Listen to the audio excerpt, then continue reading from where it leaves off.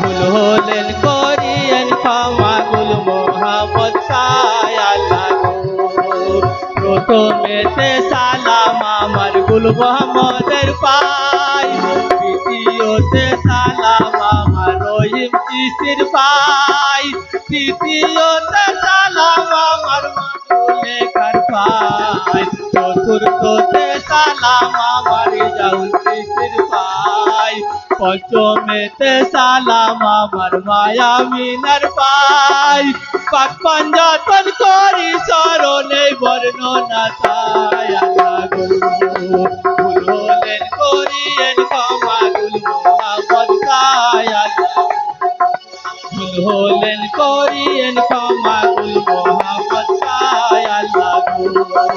ভুল হলেন করিয়েন ক্ষমা গুল মোহাম্মদ সায় আল্লাহ গো। ভুল হলেন করিয়েন ক্ষমা গুল মোহাম্মদ সায় আল্লাহ গো। পরবর্তী শিল্পী আনসার ভাই।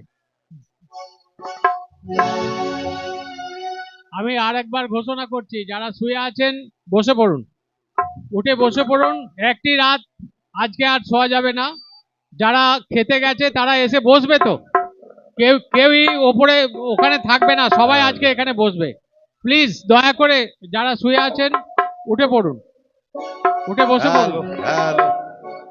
বলছি এখানে আপনারা যারা আছেন আমরা সবাই কিন্তু ভাই বোন, আমরা কিন্তু কেউ পর না, আমরা সবাই একনিষ্ঠ আত্মীয়।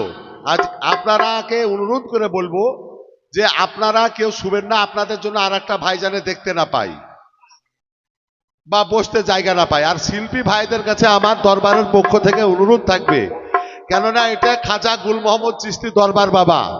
আমি চাইবো আমার দরবারের তরফ থেকে কোনো শিল্পী যেন গান না করে খালি মুখে এখান থেকে চলে যায়। আপনাদেরকে এই অনুরোধটা আমি আমার দরবারের পক্ষ থেকে করে রাখবো, সবাই যেন গাওয়ার সুযোগটা পায়। শিল্পী যিনারা আছেন তিনারা দুটো করে গান গাইবেন, পরবর্তীতে যদি আবার সময় হয় তাহলে আবার গাইতে সুযোগ পাবেন। আর আমাদের মধ্যে যদি কোনো ভক্ত গায়, মানে আমাদেরও অনেক গায়ক আছে, তাদেরকে আমি অনুরোধ করব ভাই, যেমন হাবিল ভাই গাইলো, একটার বেশি তোমরা কেউ গাইবে না, কেননা তোমরা আমাদের ভক্ত, তোমাদের গান আমরা 12 মাস শুনতে পাই এবং শুনে থাকবো। দূর দূরান্ত থেকে যে শিল্পী ভাইরা এসছে তাদেরকে তোমরা একটু গাইতে দেওয়ার সুযোগ করে দেবে, কেননা তিনারা অনেক দূর থেকে এসেছে।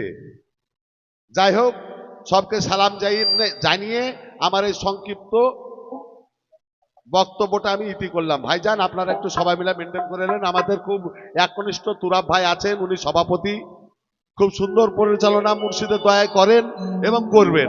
আপনারা একটু সবাই মেনটেন করে নেবেন ভাই।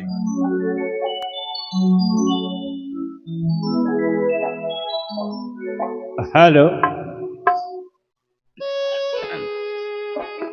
আসসালামু আলাইকুম ব্রাদার ইন ইসলাম। আমি অসুস্থ মানুষ হয়েও দরবারের মহব্বতে ছুটে এসেছি। দরবার কি জিনিস, দরবার কোন বস্তু, সেটা আমাদের জানার খুবই দরকার। কেন আদবে আউলিয়া বেআদবে হয় শয়তান। এখানে যত মানুষ আছেন